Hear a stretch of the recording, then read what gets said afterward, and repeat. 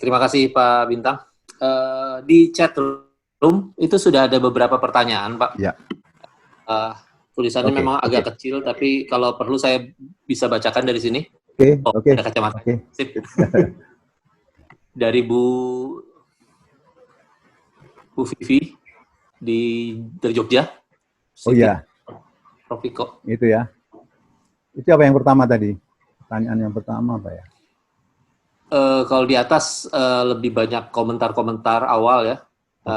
Tanya di Amerika banyak sekali, hampir sepertiganya. Apakah ada kaitan dengan polusi di sana? Pertanyaan untuk Pak Bintang. Saat ini kita cermati suasana indoor rumah sakit lebih berbahaya daripada indoor rumah. Mungkin karena rumah sakit perlu pemasangan AC dibanding rumah. Kalau di rumah bisa jadi kita sinergikan indoor dan outdoor. Karena kalau di indoor rumah sakit, bagaimana Pak?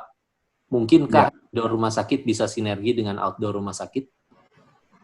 Ya, baik, terima kasih. Oke ya, saya jawab yang Amerika ya. Amerika kita belum tahu.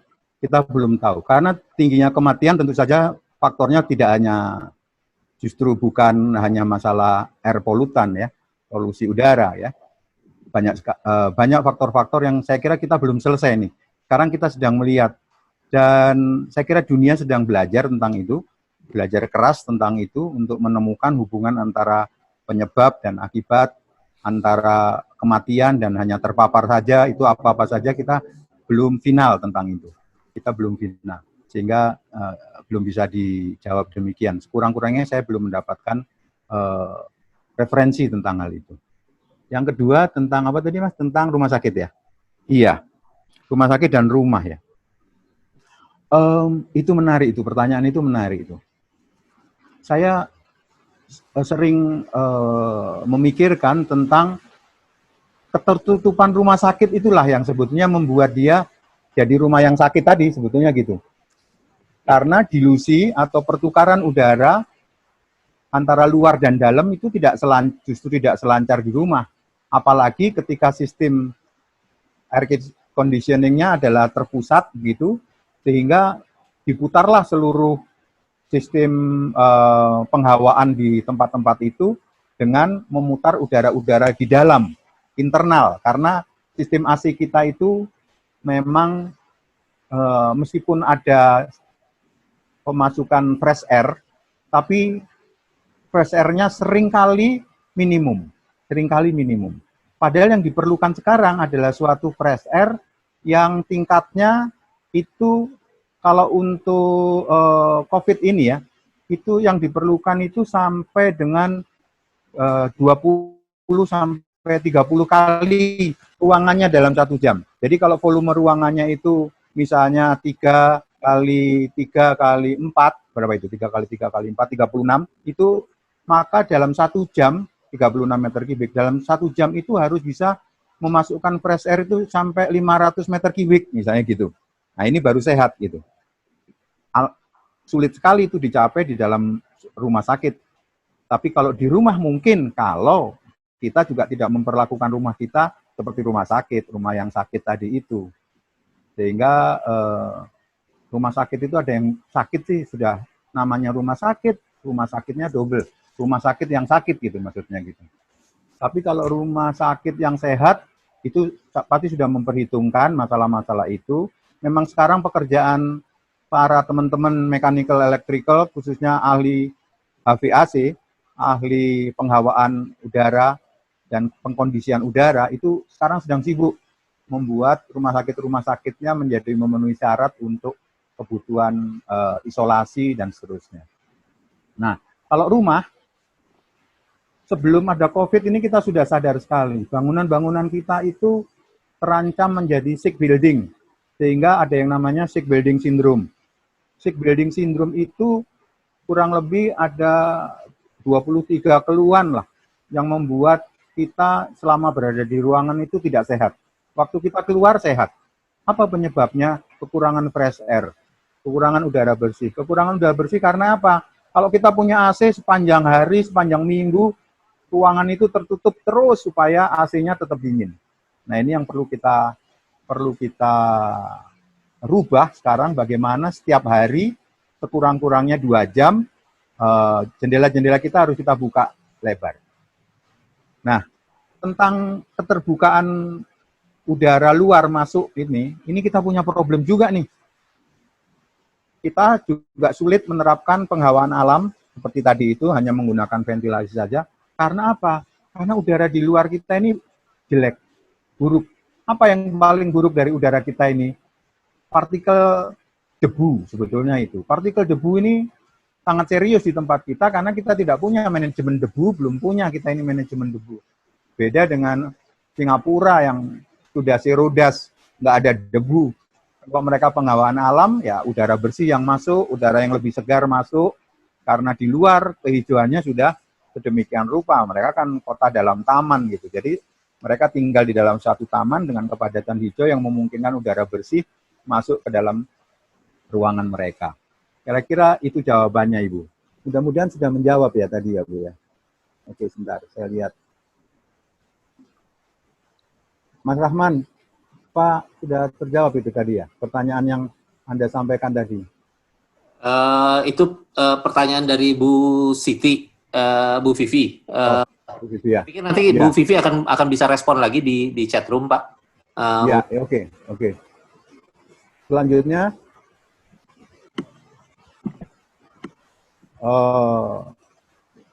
Selanjutnya, dari Ibu Agnes Kristandi ini ya.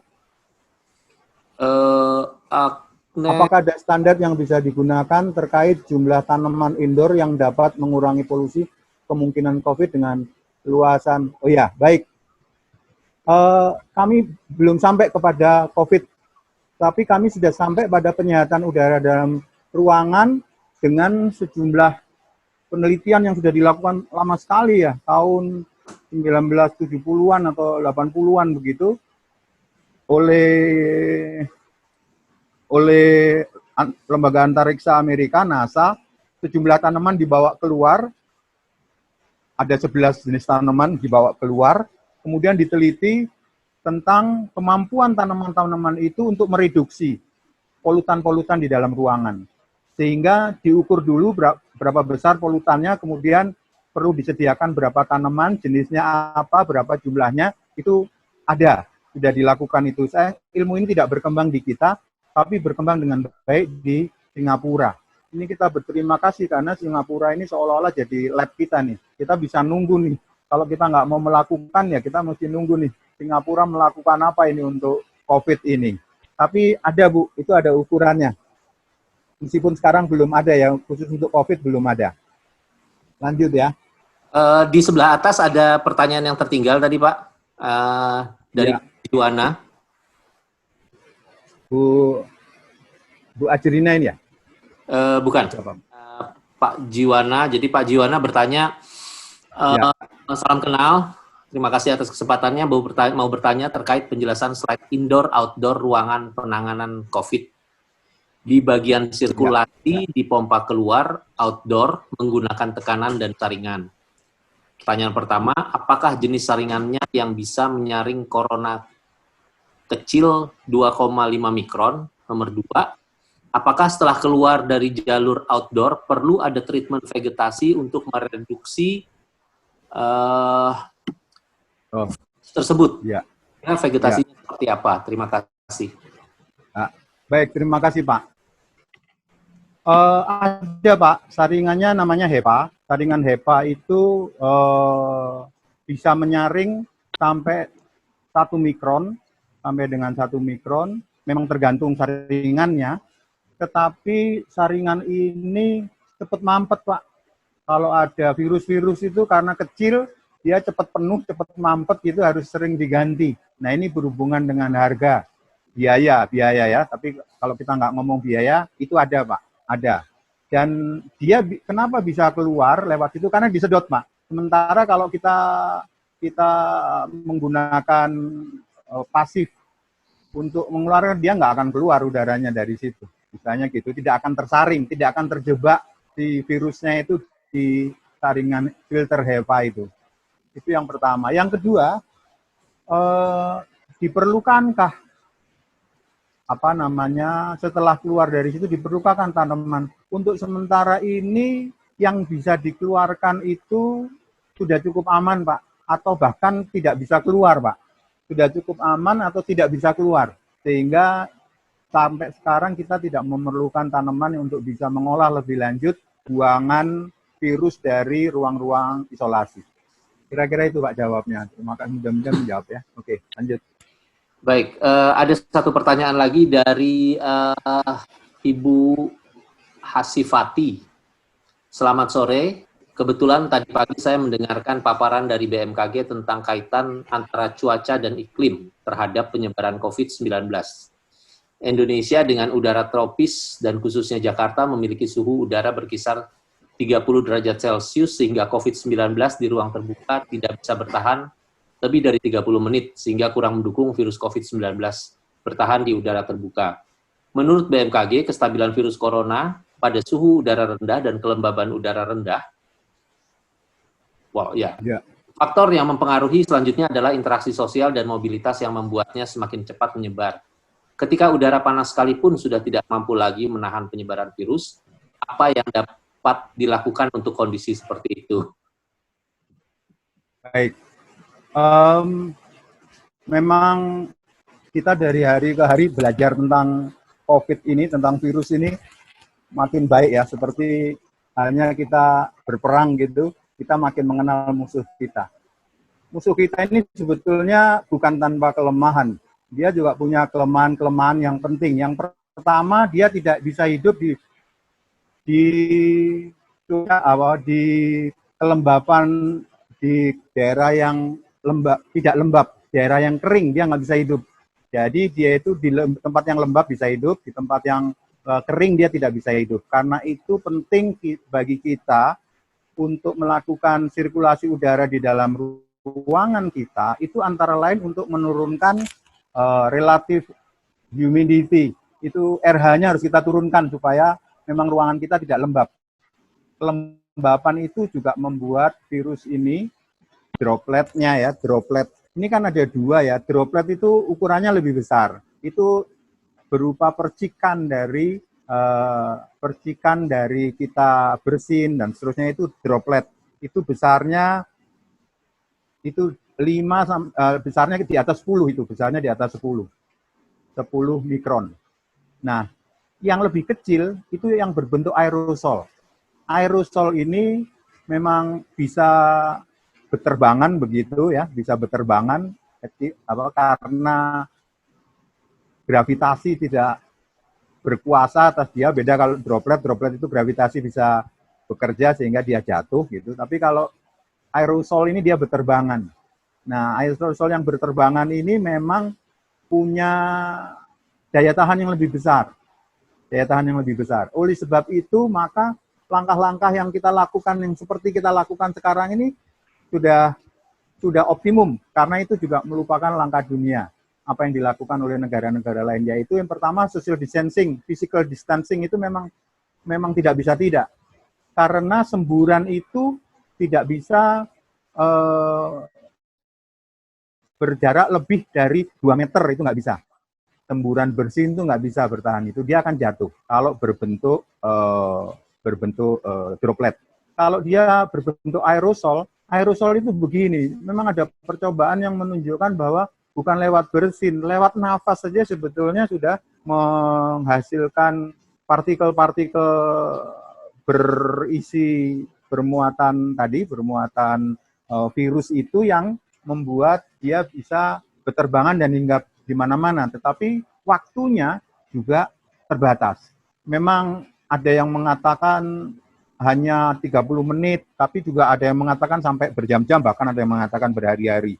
Saya terus terang tidak mampu memilah mana yang lebih benar, karena itu bukan kompetensi saya nggak tahu. Tetapi baiklah kalau memang kita memang menjaga diri, karena dia masuknya memang hanya melalui hidung kita, melalui mulut kita, melalui mata kita. Jadi kalau daerah-daerah itu terlindungi, saya kira kita akan bisa bertahan dari itu. Yang kedua, tadi nggak bisa hidup di dalam tempat yang kering, dia membutuhkan kelembapan. Yang kedua yang penting itu adalah dia itu sebetulnya mudah mati karena sabun dan karena alkohol sebetulnya. dia tuh mudah mati karena itu. Sehingga sebetulnya kalau kita memang rajin cuci tangan, mungkin juga cuci muka kali ya, itu kita akan terbebas dari virus-virus itu karena virus-virus itu akan lebih dulu mati. Sebetulnya gitu. Ini dari segi kesehatannya ya. Nah, sehingga kita memang perlu melakukan itu. Nah, sebetulnya kita bisa berpikir tentang ini, sebetulnya ada kemungkinan lain yang menarik sebetulnya. Pemda DKI itu menutup semua taman. Semua taman itu terlarang untuk dikunjungi sekarang ini. Masalahnya adalah itu akan menyebabkan kerumunan. Padahal secara social distancing kalau kita lakukan dengan benar, tempat-tempat itu adalah tempat-tempat paling aman sebetulnya. Tempat-tempat itu paling aman. Apalagi dalam cuaca yang panas, apalagi berangin, itu tempat-tempat yang paling aman selama kita memang tidak berdekatan. Rupanya pemerintah atau kita belum sanggup mengatasi kecenderungan sosial kita bahwa nanti itu kalau dibuka kesempatan orang nggak berjubel di sana, nggak berkerumun, itu kita belum sanggup melakukan itu. Mungkin sehingga diambil langkah sedemikian. Gitu. Padahal saya yakin kalau dari segi apapun tempat-tempat itu tempat-tempat yang bahkan lebih aman dari rumah atau indoor kita, kurang lebih demikian. Oke. Baik, ada pertanyaan dari Bu Lola. Ya. Mengamati perilaku masyarakat selama COVID, umumnya mereka mencari panas dan juga tidak mau terlalu lama berada di outdoor. Pertanyaannya, menurut Bapak, apakah perilaku masyarakat selama COVID ini ada pengaruh terhadap desain ilmu arsitektur lanskap setelah ini? Iya, terima kasih Bu Lola. Terima kasih. Saya kira kita memang akan merumuskan bahan-bahan pelajaran kita dari COVID ini untuk masa depan pasca COVID. Saya kira itu bisa menjadi salah satu pertimbangan desain kita untuk desain arsitektur lanskap pasca COVID ini, kurang lebih demikian. Yang paling penting menurut saya sekarang ini adalah zero dust, itu penting sekali. Bagaimana kita seperti Singapura bisa menghasilkan udara luar yang tidak berdebu, tidak berpartikel halus seperti itu, bagaimana caranya? Singapura sudah lama sekali memberlakukan bahwa untuk tidak berdebu maka semua tanah tidak boleh telanjang, tanah harus ditutupi oleh ground cover atau ditutup dengan perkerasan yang harus selalu bersih. Kemudian mereka melakukan uji gas buang itu ya, itu dari knalpot kendaraan itu sedemikian ketat gitu. Sehingga udara mereka bersih. Kalau mereka membuat suatu penghawaan alam nggak pakai AC gitu ya, udara luar yang masuk itu betul-betul udara yang sehat, udara yang memang lebih baik dan alamiah bagi bangunan itu. Secara energi dia hemat, secara kesehatan dia juga lebih sehat. Saya kira kita harus mulai itu bicara tentang bagaimana menghilangkan debu dari kota-kota kita. Sementara ini begitu Bu Lola. Baik, Pak Bintang. Ada pertanyaan dari Pak Meda Baskara dari Jawa Timur. Ya. Terima kasih Pak Bintang. Mohon izin bertanya. Pemukiman di Indonesia sebagian besar didominasi karakter pemukiman kampung kota. Berdasarkan penjelasan Pak Bintang tadi, sebagian besar potensi masalah homesick syndrome akan banyak menyasar kelompok masyarakat ini. Adakah standar desain yang bisa digunakan untuk mengatasi hal tersebut? Maaf, tadi istilahnya apa ya? Maaf jika... Sick building syndrome maksudnya ya? Sick building syndrome ya. Oke, ya.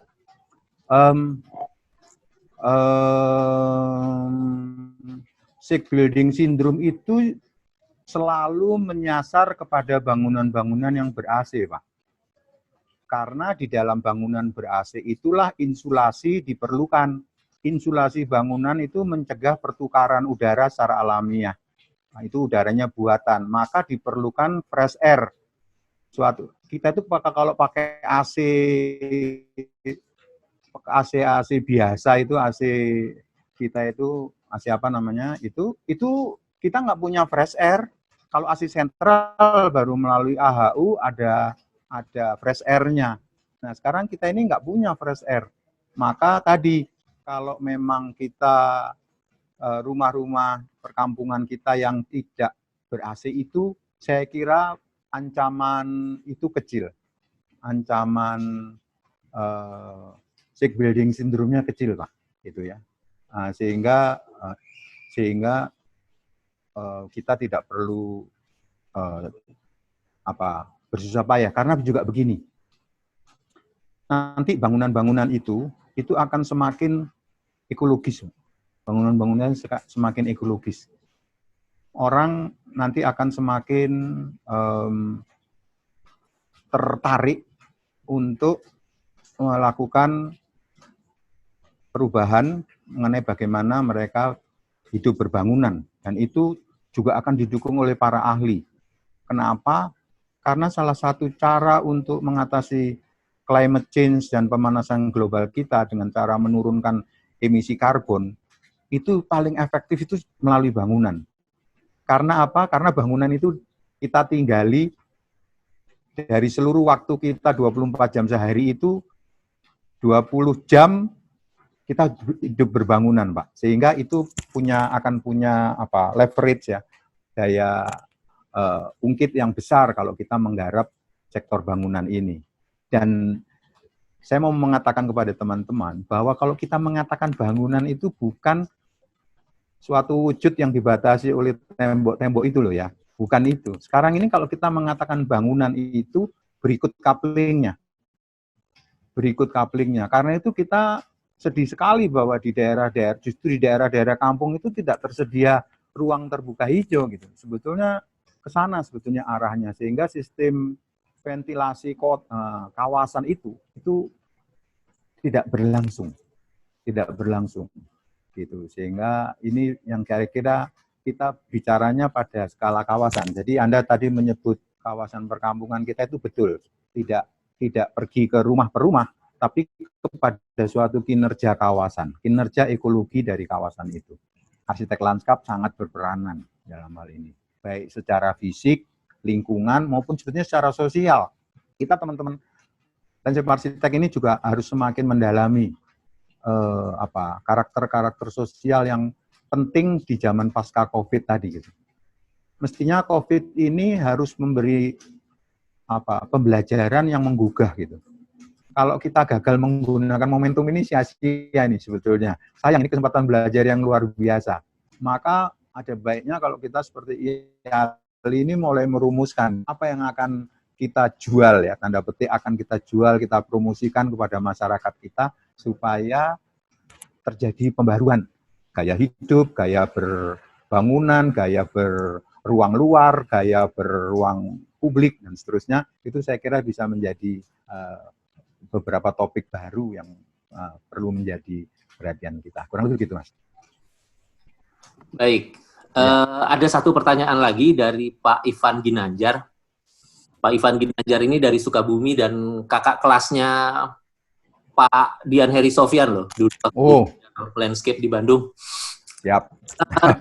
Dari Pak Ivan ini, terima kasih Pak Bintang. Mohon bertanya, bagaimana sinergi bangunan pasar dengan indoor plus outdoor sendiri ke depannya? Kita tahu bahwa pasar tempat sosial berkumpulnya dari berbagai kalangan masyarakat. Iya. Iya. Saya belum tahu Pak jawabnya, terus terang saya belum tahu. Nanti apakah ini akan mempengaruhi kebijakan social distancing kita, Pak, gitu. Masyarakat kita yang guyup, yang seneng berjubel-jubel, seneng kalau rame-rame gitu itu, apakah ketika COVID tidak ada, itu cukup hilangkan gitu aja gitu. Udah lupakan masalah social distancing. Mari kita balik menjadi orang-orang yang senengannya bergerombol-gerombol gitu, misalnya gitu. Itu saya belum tahu ya, saya belum bisa memastikan gitu. Perubahannya apakah ke arah itu. Tapi kalau menyangkut pasar, saya kira memang pasar kita, masalah utama di pasar kita itu sebenarnya lebih kepada pengelolaan sampah, Pak, daripada masalah kesehatan udara dalam ruangan maupun di luar ruangan. Ya, tentu saja kemudian sampah yang tidak terkelola dengan baik itu memang akan meracuni outdoor maupun indoornya kemudian ya, kurang lebih begitu. Sehingga saya rasa yang perlu menjadi perhatian kita di pasar-pasar itu memang lebih kepada material-material yang perishable itu, yang mudah rusak itu ya, supaya dia tidak menjadi sampah yang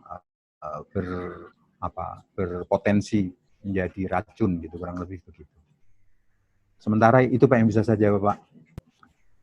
Baik, Pak Bintang. Sambil menunggu pertanyaan lain, sebetulnya saya punya satu pertanyaan ini. Indonesia ini tingkat keruwetan lintas sektornya itu masih lumayan tinggi. Misalnya, jalur pedestrian dan sepeda yang tadi disebutkan Pak Bintang.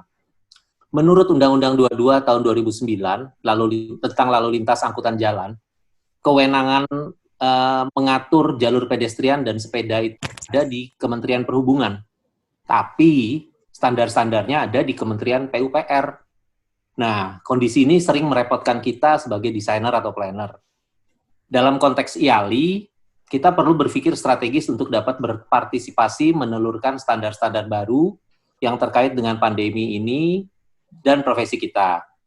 Nah, sebaiknya kita merapat ke Kementerian Kesehatan apa PUPR, Pak ya? Tadi ada Kementerian Perhubungan ya? Ada Kementerian Perhubungan juga ya? Kementerian Perhubungan itu tadi dalam kaitannya dengan mengatur jalur pedestrian dan jalur sepeda, Pak. Oke. Lalu lintas angkutan jalan. Iya. Saya kira begini, itu sebetulnya juga terjadi dalam banyak hal. Tidak hanya masalah kesehatan dan fasilitas infrastruktur oleh PUPR. Tetapi begini, saya kira PUPR kita ini sudah berusaha mengakomodasi aturan-aturan kementerian-kementerian lain untuk menyediakan atau mengembangkan infrastrukturnya.